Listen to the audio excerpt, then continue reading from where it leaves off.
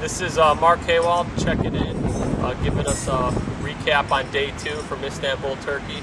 We're currently at the aqueduct right now, just doing a little bit of sightseeing before our activities today here on Wednesday.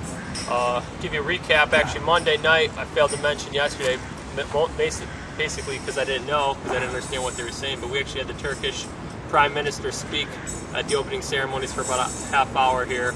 And it was pretty neat to see. In Turkey, the Prime Minister is probably pretty much the same as our president, even though they do have a president as well.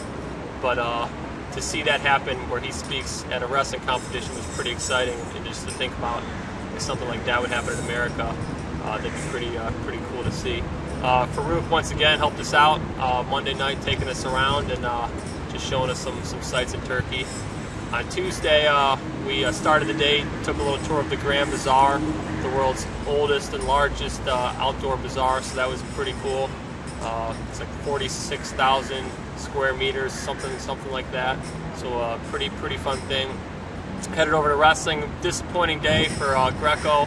We went, each of our competitors, all 3 went 0-1. We have our last Greco weight going up today, so we're hoping to see some improvement there. We also got to meet with Tadaki Hata, who has a long history in both as a competitor and as a coach for the United States.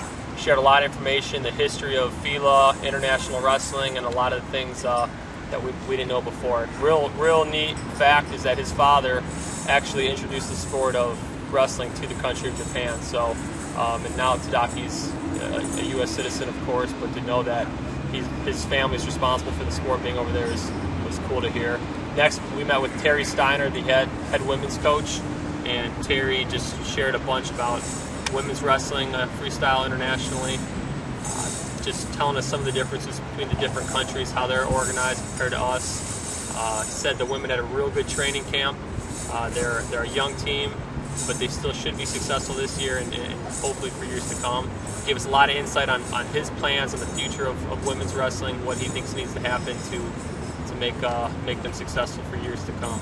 So we're looking forward to seeing that as well. We're heading over to the men's freestyle practice today, and then back to the venue to watch our last weight in Greco and the first 2 weights in women's freestyle today.